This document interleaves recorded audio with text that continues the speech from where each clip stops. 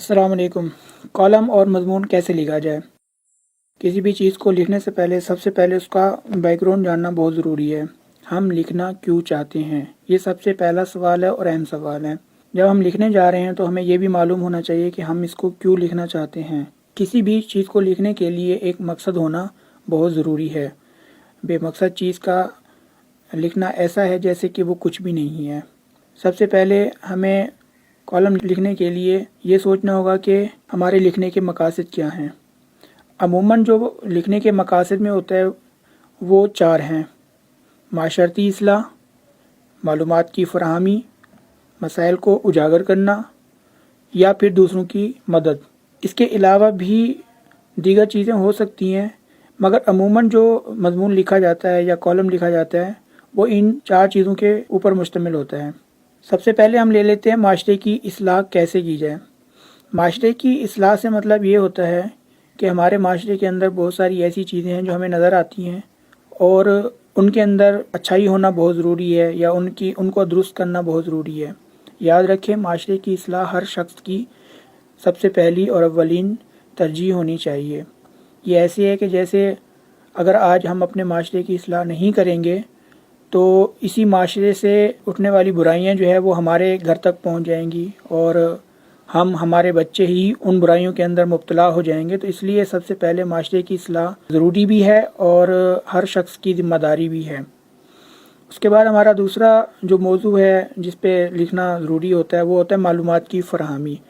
ان 4 چیزوں کے اوپر لکھنا اس لیے ضروری ہے کہ ان کے علاوہ کوئی اور چیز ہے ہی نہیں۔ اگر آپ لکھنا چاہ رہے ہیں تو اس میں معاشرے کی اصلاح ہونی چاہیے، اس کے بعد معلومات کی فراہمی لازمی طور پر ہونی چاہیے۔ اگر معاشرے کی اصلاح نہیں تو معلومات کی فراہمی، مطلب آپ کسی ایسی چیز کے بارے میں انفارمیشن دے رہے ہوں پڑھنے والے کو، اپنے قاری کو، کہ جس سے اس کو فائدہ ہو، اس کو بہت ساری چیزیں جو ہے وہ سمجھ آئیں، اس کو بہت ساری معلومات ملے، تو آپ کے لکھنے میں کم سے کم معلومات کی فراہمی ایک ایسی چیز ہونا ضروری ہے۔ تیسری چیز ہے مسائل کو اجاگر کرنا۔ مسائل کو اجاگر کرنے سے مطلب ایسا ہے کہ کسی گھر کے سامنے کوئی گٹر کھلا ہوا ہے فرض کرو، یا پھر روڈ خراب ہے، یا پھر ایسی بہت ساری بے شمار چیزیں ہوتی ہیں جو ہم عموماً اپنے معاشرے کے لوگوں کو بتانا چاہ رہے ہوتے ہیں، اس کے لیے بھی ایک کالم لکھا جاتا ہے۔ دوسرا، دوسروں کی مدد کا جذبہ انسان کے اندر لازمی ہونا چاہیے۔ اگر آپ کسی کو مجبور دیکھتے ہیں یا تو پھر آپ اس کی خود مدد کریں، اور اگر مدد نہیں کر پا رہے، معاونت آپ کے بس میں نہیں ہے، تو کم از کم آپ اپنے کالم کے ذریعے اس کی مدد کریں، ان کے الفاظ کو آپ دوسروں تک پہنچائیں۔ تو یہ بہت ضروری ہے کہ آپ اپنے کالم کے ذریعے دوسروں کی مدد کریں۔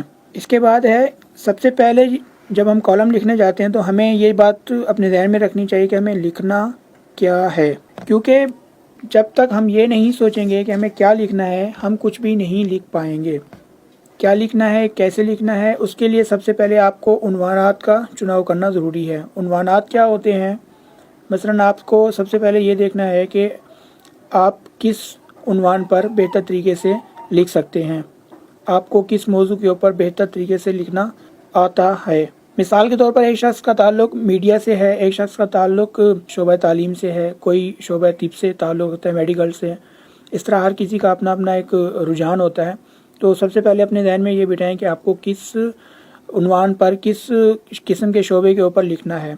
جب آپ شعبہ سلیکٹ کر لیں، مثال کے طور پر جیسے اسلام ہے، خواتین ہیں، بچوں کا شعبہ ہے، نوجوان، تعلیم، میڈیکل، سیاست، سماج، معاشرت، بہت سارے ایسے شعبے ہوتے ہیں جن کے اوپر لکھا جاتا ہے۔ آپ پہلے اپنا شعبہ سلیکٹ کریں۔ فرض کرو ہم اس تعلیم کو لے لیتے ہیں۔ اب ہم نے تعلیم کے شعبے کو سلیکٹ کیا تو موجودہ اس وقت جو حالات ہیں تعلیم کے حوالے سے وہ یہ ہیں، امتحانات ہو رہے ہیں۔ ہم امتحانات کو ہی اپنا موضوع بناتے ہیں، اور امتحانات میں سب سے پہلی چیز جو ہے وہ ہے نقل کا رجحان۔ تو ہم امتحانات میں نقل کا رجحان، اس کے اوپر ہم لکھنا شروع کرتے ہیں۔